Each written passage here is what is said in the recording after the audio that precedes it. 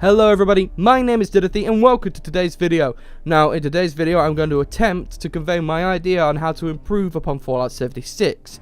It's a live event sort of thing, so if you're into that, fantastic. If you're not, just hear me out, don't click off the video just yet. So it's no surprise that Fallout 76 has not hit the mark in any way, shape or form, and sure, there are people that enjoy it and there are loads more people who either don't like it, hate it or want more. So really, this video is kind of targeted for everyone, in the sense that for those of you who do enjoy the game, this can only add to it, and for those of you who don't enjoy the game, perhaps this could bring you back, because I see a lot of potential in Fallout 76, and I think this idea could really help it.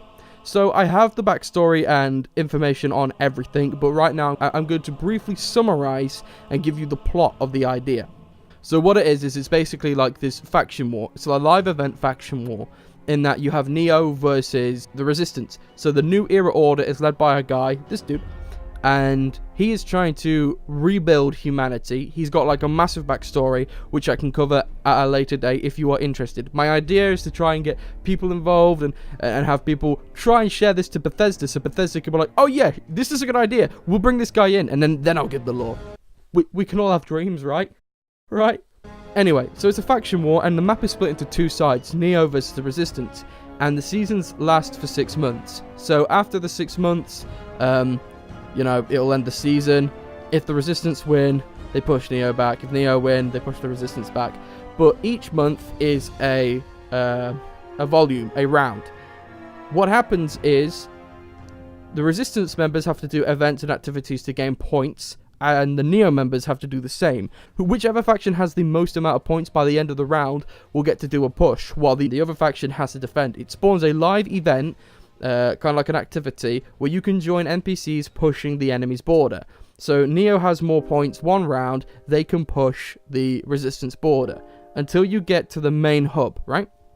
Once you get to the main hub, you fight the Resistance leader or the Neo leader as an NPC boss battle, and players can defend them while other players attack them, that sort of thing. Attention all Neo forces, the time has finally come to crush the Resistance. Kill their leader, let's destroy them once and for all. The season ends with either the defeat of the Resistance leader or the Neo leader, or if it's a stalemate, if the borders keep getting pushed back and forth, whoever has the most points at the end. And then that will start the next season off with that team having advantage than the other team, right?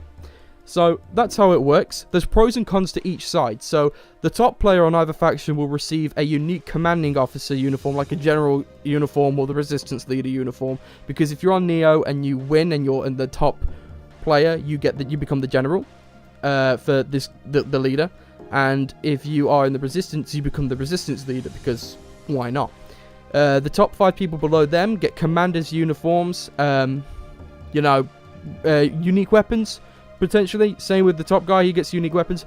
The top player should get 1,000 atoms, and then the 5 below them should get 500 atoms. It really adds an incentive to achieve the highest you can and put as many points into your faction as you can, especially if you believe in the faction, because these factions, there's no good nor bad clean cut. They have good sides and they have bad sides, right? So like I said good and bad, then good sides. I mean, like, each faction has pros and cons. With Neo, their side, there are less scorched beasts, but there are more ghouls, because they have these things called rad burners, which leaks radiation and they burn the scorched off, but there's more ghouls because they just can't control them. They're in fact spawning some of them. Whereas with the Resistance, more scorched beasts exist, less ghouls. So that's just some of the pros and cons. There are like building materials on either side that are less rare and more rare. Neo will try and rebuild, so there'll be less building materials, whereas the Resistance is trying to survive, so there'll be less crafting materials, if that makes sense. But each side, you know, you can, if you're with Neo and you want to be able to build some more, you can jump into the Resistance area, grab some resources, and then build them. You don't have to stay in either zone as well. So like, if you're in Neo, you don't have to build a Neo side at all. You can go into the other side. It's not locking off the map. It's just you will see effects on the map. There will be Neo NPCs in the Neo side, less scorched. There'll be Resistance NPCs on the Resistance side, right? So if Neo wins, the whole map is covered in Neo soldiers and Neo NPCs. People are happy. There's less poverty, that sort of thing. But there are more ghouls. If the Resistance wins, then, you know, there's kind of like scabby scavenger armor looking NPCs walking around rather than these highly militarized with robot troopers. So like each faction has their own unique look, and that's what I kind of want the rewards to be. If you win, you know, if you're on Neo's side, if once you hit the top 100 players, you start getting unique outfits. So the top 100 players will get unique paint jobs for the factions, for the power armor, and unique factionized armor, whereas the rest of the rewards will be, you know, whatever. So these people can keep getting faction armor and they can give it to other players. There's a trading system implemented there as well, rather than people go, well, I want the faction armor but I'm not in the top 100. Well, someone in the top 100 might have a duplicate and they'll get, you know, that sort of thing. It makes the armor more unique. You can also kill NPCs and take it from them, but that's a rare drop. I really think this live event could possibly improve Fallout 76 because it means you actually have an impact on the world. If Neo wins, you start to see buildings come up. If the Resistance wins, you start to see more buildings collapse, but, you know, kind of people are happy not living under a militarized dictatorship rule, if that makes sense.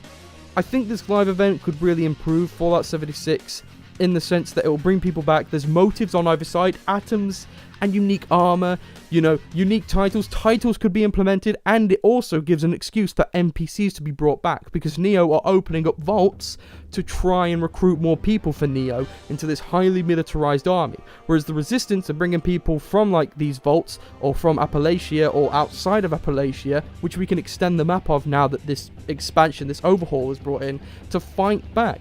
So you'll have NPCs, and it continues the Scorched quest line with both factions, because Neo's like, well, we'll just eradicate them, whereas the Resistance are like, we'll try and do what the Brotherhood does. There are so many possibilities with this, and I really want to expand on this idea, but I don't want to give too much away, not just yet, but let me know what you think of the idea down below, guys. Thank you all for watching. My name is Dinathy, and I hope you enjoyed. Don't forget to share to Bethesda. Hopefully they'll get in contact with me and be like, yo, good idea, but so many people have had so many ideas to improve this game. So, thank you all for watching, everybody. My name is Dinathy, and I'll see you in the next video. Bye.